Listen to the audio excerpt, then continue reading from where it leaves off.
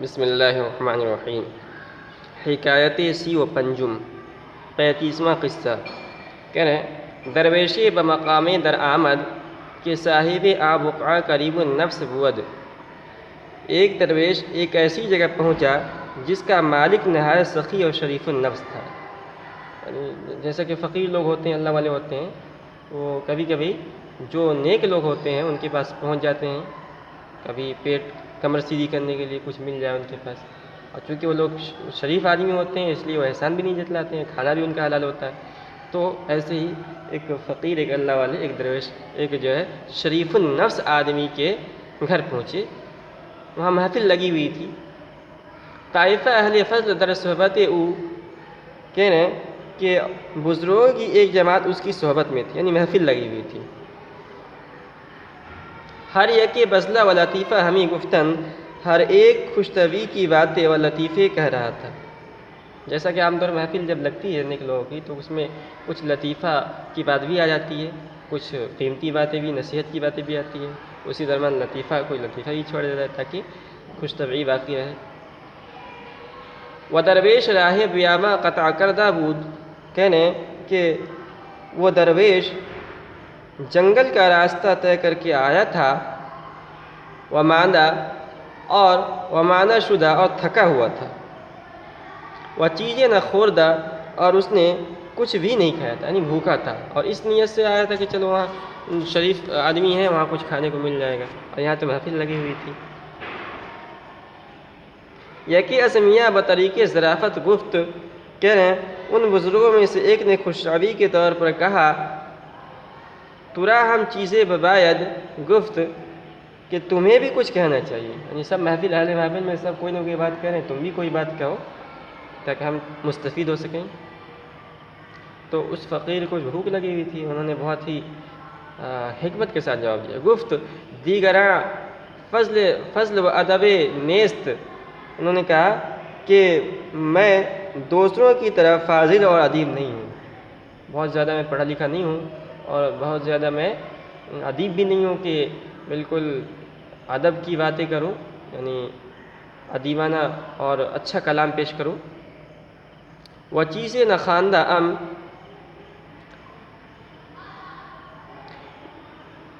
Back بیت، وہ چیزیں نہ خواندہ ام بیک بیت ازمن، اور چیزیں نہ کھانا ام بیک بیت ازمن قناعت کنید، کہہ رہے ہیں کہ میں نے کچھ پڑھا بھی نہیں ہے، صرف ایک شعر پر مجھ سے اکتفا کیجئے، یعنی میں ایک شعر کو کچھ جانتا نہیں، بس اب محفل میں سب لوگ کہہ رہے ہیں تو میں ایک شعر کہہ رہا ہوں، میرا ایک شعر سن لیجئے۔ ہم گناہ برغبت گفتن، تو سب نے رغبت سے کہا کہ کہیے، ایک ہی شعر سنائیے۔ ہم گناہ برغبت گفتن، سب نے کہا رغبت سے کہا کہ کہیے۔ گوگو گفت، تو اس نے کہا، یہ شعر پڑھا۔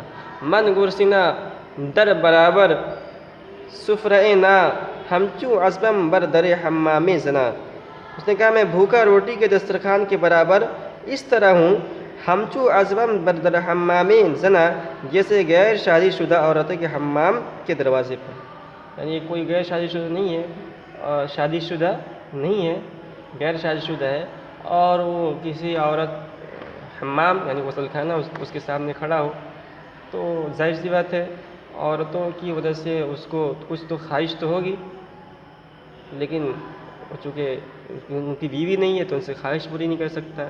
تو اس فقیر نے کہا میں یہاں آ کر اس دسترخوان پہ ایسا ہی محسوس کر رہا ہوں، روٹی ہے، میں روٹی کے لیے یہاں پہ آیا ہوں، ہو سکتا ہے گھر میں روٹی، آپ کے گھر میں روٹی رکھی ہوئی ہے، لیکن یہاں محفل لگی ہوئی ہے تو مجھے ایسا ہی محسوس ہو رہا ہے روٹی کے سلسلے میں جیسا کوئی غیر شادی شدہ کسی عورت، خوبصورت عورت کو دیکھ کر محسوس کرتا ہے۔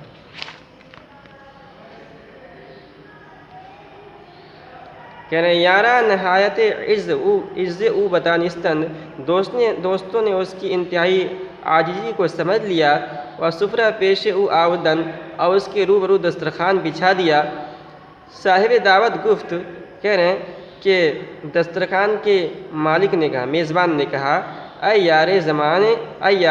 اے دوست زمانے توقف کن، تھوڑی دیر ٹھہر جا، کہ پرستارانم، پرستار کی جمع ہے پرستارانم، یعنی غلام جو کھانا بنا رہے ہیں، گھر کے خادم بانیہ وغیرہ نوکرانیاں، پرستارانم کوفتہ وریاں بہمیر سازند کہ لونڈیاں کوفتے بھون رہی ہیں۔